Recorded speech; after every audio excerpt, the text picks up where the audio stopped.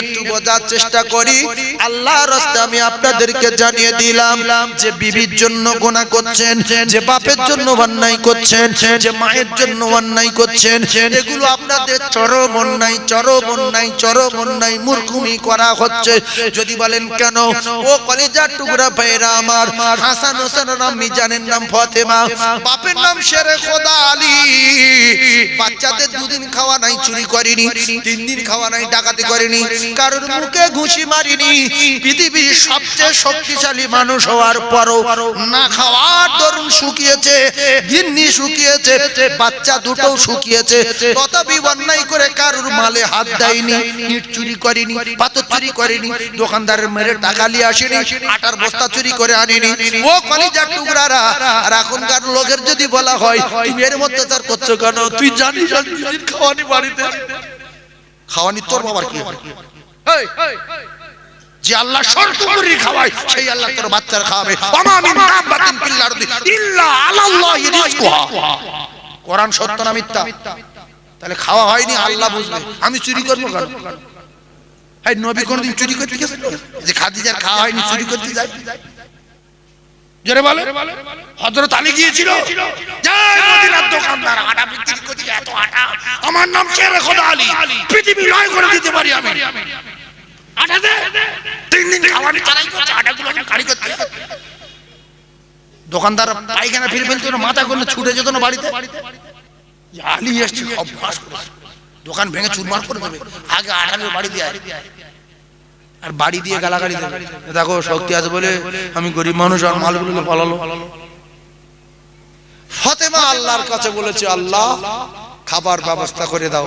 আল্লাহ একটু পরীক্ষা নিল, বাড়ি ঘরের ভিতরে আপনি আপনি জাঁতা ঘুরতে শুরু হলো, কত আটা খাবি খা। জোরে বলো, আরে জোরে বলো। হযরতে মা হাজরার পরীক্ষা করলো। এই জন্য জ্ঞান যদি মানুষের থাকে না, সব দিকে লাইন ঠিক থাকবে। যদি মুখ্য হয় বিরাট বিপদ। হাজরাকে ইব্রাহিম নবী বলল, হাজরা আল্লাহ তোমার দায়িত্ব নিয়েছে, তোমার সব দেখাশোনা করবে, তোমার বড় বাবু সারার কথা মতো তোমার আমি এ জায়গায় রেখে যাইনি, আল্লাহ রেখে যেতে বলেছে। তাই হাজরা বললেন, আল্লাহ যেহেতু বলেছে তাহলে আর আমার কোনো চিন্তা নাই। তাহলে হাজরা তো আল্লাহর গালাগালি দিতে পারত। আর নবী, যে নবী মিথ্যাবাদী, পানি নেই বাচ্চা আচার খাচ্ছে মারা যাবে, আমার স্বামী চিটিংবাজ।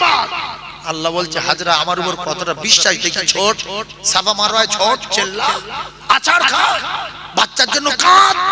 শেষের বেলা আমি আল্লাহ দেখলাম তুই পরীক্ষায় পাস করেছিস, এমন পানি দিয়েছি ও পানি আর জীবনে ফুরাবে না, কিয়ামত পর্যন্ত মানুষ খাবে, পানি একরকম থাকবে। জোরে বলো, আরো জোরে বলো। আর যদি স্বামীর গালাগালি করতে, জ্ঞান নেই, দুধের বাচ্চা নিয়ে মরুভূমি ফেলে দিয়ে গেল, কোন ঘর বাড়ি নেই, কোন মানুষের সঙ্গে দেখা নেই, কি করে বাঁচবো? এ কি নবী? আল্লাহ ফেরেশতা পাঠাতো, ছুটি ধরার পাথর গাছ। মুমিনের পরীক্ষা করে আল্লাহ, না করে না? ইব্রাহিম নবীর পরীক্ষা করেছে না করেনি? বাচ্চা কুরবানি দে, দেখি তুই কিরম আর ভালোবাসি, চল। চলে গেল, পরপর স্বপ্ন, পরপর স্বপ্ন। আল্লাহ বলছে, ইসমাইল তোর বাপের বল, কুদরতি খেলা শুরু করি। তোর বাপ ছুরি চালাতে, ছুরি তো কাটবে না, আমি ছুরির অর্ডার দেইনি, তুই বল মুখে কাপড় বাঁধতে। ইসমাইল বলছে, আব্বা আপনি মুখে কাপড় বেঁধেলেন তো? আসলে আমি একটি মাত্র বাচ্চা বলে আপনি আমার মুখের দিকে তাকিয়ে যেই ছুরি চালাচ্ছেন, আপনি দুর্বল হয়ে যাচ্ছেন বলে চাপ দিতে পারছেন, আপনি দুর্বল হয়ে যাচ্ছেন বলে চাপ দিতে পারছেন না, চোখে কাপড় বেঁধে চাপ দেন, আমি কেটে যাব। আর যেই চোখে কাপড় বাঁধলো, আল্লাহ বলে, জিবরিল চোখে কাপড় বাঁধা শেষ, সেকেন্ডের ভিতরে দুম্বা নিয়ে তরবারি তলায় ঢুকিয়ে দেবে, জবিউল্লাহকে পাশে দাঁড় করিয়ে দেবে, কুরবান দুম্বা কুরবানি হবে, আর আমার জবিউল্লাহ তাকবীর দেবে। জোরে বলো, কি কুদরত দেখেন। ইব্রাহিম নবী চোখে কাপড় বাঁধলো আর বলছে, বিসমিল্লাহ, আল্লাহু আকবার। টাটকা রক্ত হাতে লাগলো, গরম রক্ত, সঙ্গে সঙ্গে পর্দা দিল, বিশ্বাস বাচ্চা জবাই হয়ে গেছে। চোখের পর্দা টেনে দেখছি জুম্বা কুরবানি হয়েছে, আর পাশে তাকিয়ে দেখছে কলিজার টুকরা বলছে আল্লাহু আকবার ওয়ালিল্লাহিল হামদ, আল্লাহু আকবার ওয়ালিল্লাহিল হামদ। পরীক্ষায় পাশ করলো, কলিজা ঠান্ডা হলো, বাচ্চা ইসমাইল পাশে দাঁড়িয়ে, জোরে বলুন। শয়তানও পিছনে লেগেছিল, বলছিল এই ইসমাইল, হে তোর বাপ তো মাসে মাসে একবার দেখা করতে আসতো, তোর মা তো তোর মানুষ করেছে, তোর বাপের সঙ্গে যাচ্ছিস, তোর বাপের হাতে ছুরি আছে, তোর জবাই করতে যাচ্ছে। বলছে আব্বা পিছু দিদি শুধু বলছে জবাই করতে দেবেন, আপনি নাকি আমার জবাই করবেন। বলছে কে বলছে? বলছে আপনার কাছে নাকি ছুরি আছে। বলছে পিছন দিক দিয়ে শুধু একজন বলছে। ইব্রাহিম নবী বললেন বাপ পাথর ছেলে মারো, বলে শয়তান পাথর মারো। ওখানে গিয়ে মিনায় গিয়ে আলোচনা করলেন আব্বা আসলে আল্লাহর অর্ডার হয়েছে, তোমার আমি জবাই করব, কুরবানি করব। আল্লাহু আকবার, আল্লাহু আকবার। সঙ্গে সঙ্গে ইসমাইল জাবিউল্লাহ রাজি হয়ে গেলেন। আল্লাহ যেখানে বলেছে আপনি দেরি করছেন কেন? জোরে বলেন না সুবহানাল্লাহ। এই জন্য মেয়েদের পেট যদি পরিষ্কার রাখে না, ওদের পেটে মূর্তি সাহেব হবে। এখন নবী আসবে না, আল্লাহর ওলি আসবে, জামানার মুজাদ্দেদ আসবে।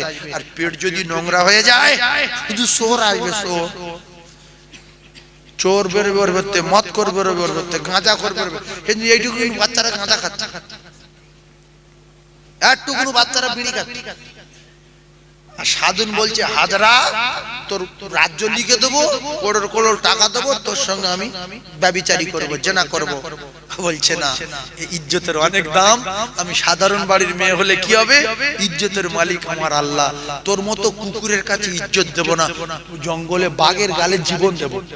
জঙ্গলে গেল বাঘে খাইনি, সাপেও খাইনি, আল্লাহ পরীক্ষা করছে। আবার এদিকে লোকজন গুলো সব সাধুন খুঁজতে পাঠালো, 7 দিন সময় দিল। ওখান থেকে তাড়া করলো, যাও মাছের গালে চলে যাবো, না কুমিরে খেয়ে নেবে। কুমিরও খাইনি, মাছও খাইনি, শেষ বেশ জেলের জালে পড়লো। ওখান থেকে সাধুনের ঘরে গেল। তথাপি হাজরা আল্লাহকে বলেনি যে আল্লাহ পিছনে জঙ্গলে থাকলাম, আপনি আমার সাহায্য করলেন না, সাগরে পড়লাম, আপনি আমার সাহায্য করলেন না। এরপরে সেই কুকুরের বাড়ি আমার নিয়ে এসছে, রাত তো আমার রেহাই নাই।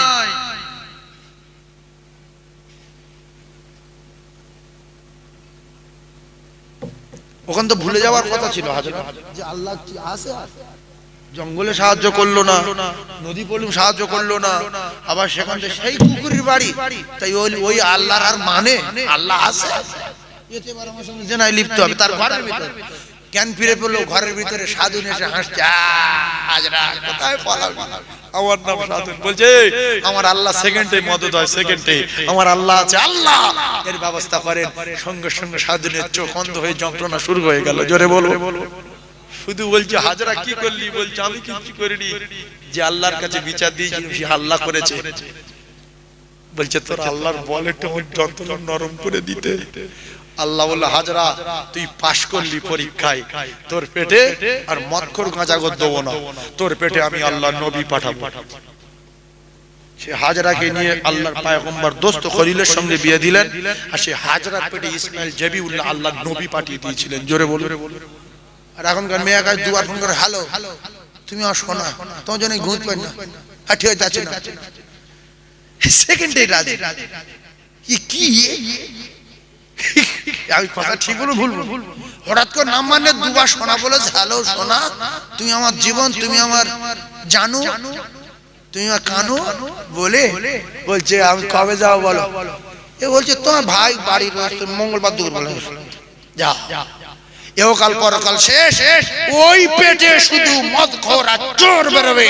আর যদি পেট পরিষ্কার থাকে তো আল্লাহ পয়গম্বর তো আসবে না, আল্লাহ পাকের মাহবুব বান্দা, আল্লাহর ওলি বান্দা আপনার পেটে আসবে। মা আপনার পেটে মুফতি সাহেব আসবে, মুহাদ্দিস সাহেব আসবে, রাসূলের ওয়ারিসের আম্মি জান আপনি হবেন। আমার জওয়ান বোনেরা, কলিজার টুকরা, সোনার মানিকেরা, কঠিন কঠিনতর গুনাহ হলো এই সবচেয়ে বিশ্রী ব্যাপার হলো জিনা। এর থেকে বেঁচে যান, দুনিয়া অনেক দিন টিকে থাকবে, এর থেকে সরে যান। কি জন্য উল্টো পাল্টা করব? ফাতেমাতুজ জোহরা বলছে, আব্বু ফাতেমাতুজ জোহরা বলেন স্বামী আমার টোটাল জীবনে আমার আব্বা জানের কোন একজন সাহাবী আমার শরীরের কোন অঙ্গ দেখতে পাইনি। বলেন সুবহানাল্লাহ, কোন অঙ্গ। তাই আমার ইন্তেকালের পরে রাতের বেলা কাফন দিয়ে দাফন দেবেন। এজন্য দিনের বেলা যদি কাফন পরিয়ে নিয়ে যান, আমার কাফনের উপর দিয়ে আমার আব্বা জান সাহাবারা, মদিনার মানুষেরা, ওরা আমার গঠন বুঝতে পারবে যে ফাতেমার হাত পাত গুলো মোটা ছিল, শরীর স্বাস্থ্য বেশ ভালো ছিল, এটা যেন বুঝতে না পারে, রাতের বেলা দাফন করে দেবেন। সেজন্য তামাম পৃথিবী যত নারী জান্নাতে যাবে, সমস্ত নারীদের সরদার ইনি হবেন জান্নাতের রানী ফাতিমা। জোরে বলেন, আরো জোরে বলেন।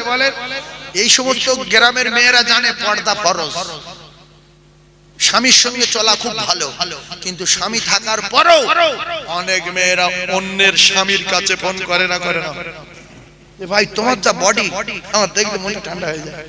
তার মানে ও কি অন্যরকম চালাকি শুরু করেছে। আর তোমার ভাই 25 কেজি ওজন, কালো, নাল ফেলে বিছানা, রাত্রি নাল ফেলে।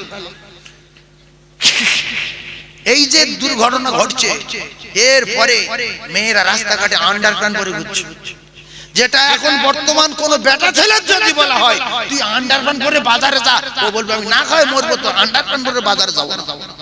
কথা ঠিক না ভুল? বেটা ছেলের চেয়ে মেয়ে ছেলের লজ্জা কম হয়ে গেছে। ও অধিকাংশ জায়গায় দেখবেন, কলকাতার দিকে গেলে দেখবেন মেয়েরা হাফ প্যান্ট পরে দিব্যুয়াটা গেঞ্জি গায়ে দিয়ে বাজারে যাচ্ছে। আছে না ভাইজান আমার বাবাদিরা? এই সমস্ত মেয়েদের বাপের টাকা আছে, আমি অবাক হয়ে যাই, বুঝতে পারি না। আল হায়া উশুবাতুম মিনাল ঈমান, লজ্জা শরম হলো ঈমানের অঙ্গ। এদের কি লজ্জা নাই? লজ্জা নাই।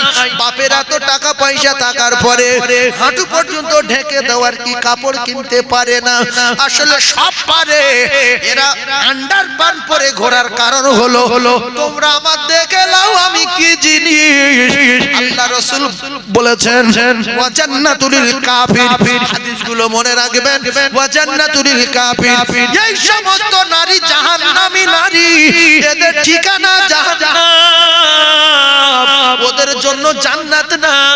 তাই ওই সমস্ত জাহান্নামী নারীদের দিকে তাকিয়ে মুসলমান ঘরের বোনেরা অনেকে এখন সুট পরা ধরেছে না ধরিনি, যে আমি জাহান্নামে যেতে পারবো না, ওরা যদি সুট পরে আমি পড়তে পারবো না। আল্লাহ রাসূল বলেছেন আদ-দুনিয়া সিজনুল মুমিনিন, তুমি মস্তানি দেখাতে পারবে না, তুমি সুট পরতে পারবে না, তুমি আন্ডারপ্যান্ট পরতে পারবে না, কারণ তুমি মুমিন। তোমার দুনিয়াটা হলো জেলখানা, তোমার কায়দাবাজি করার জায়গা দুনিয়া না। মুমিন কায়দাবাজি করবে জান্নাতে। মধুর নহর চলে এসো সামনে হাজির, মার্কেট চলে এসো সামনে হাজির, গাছপালা চলে এসো সামনে হাজির, ওয়ালা হাবি তৈরি মিম্মা ইয়াশতাকুন, পাখির গোশ খাবো সঙ্গে সঙ্গে হাজির। আমি হুরের সঙ্গে দেখা করব, হুর আমার খিদমত করবে, ওয়া হুরুন ঈন, সঙ্গে সঙ্গে হাজির। কলিজার টুকরা ভাইরা আমার, খুব ঠান্ডা মাথায় তত্ত্ব বোঝার চেষ্টা করুন।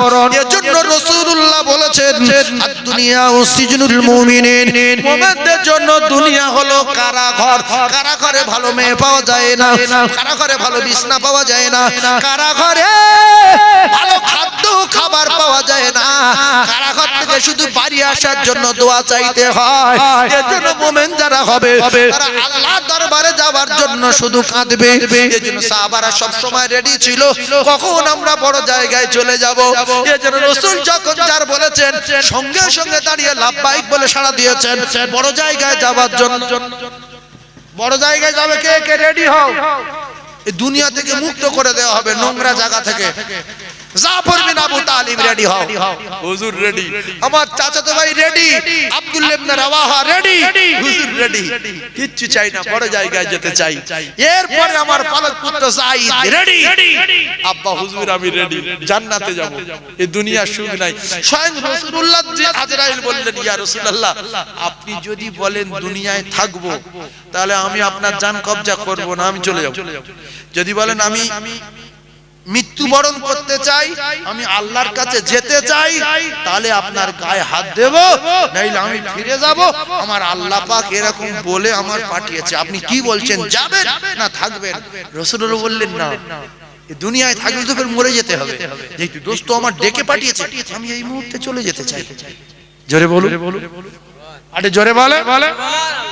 আর যদি আমাদের কারোর এসে বলতো যে ভাই এই যে বাড়ি তোমার, এই যে রং করা বাড়ি তোমার, হ্যাঁ আমার ভাই সবে করি 6 মাস হয়ে, না তুমি তো থাকবে 2 বছর, না যাবে ও সঙ্গে সঙ্গে পাগল হয়ে যাবে, ভাই 2 বছর তুই কি খাবি বল।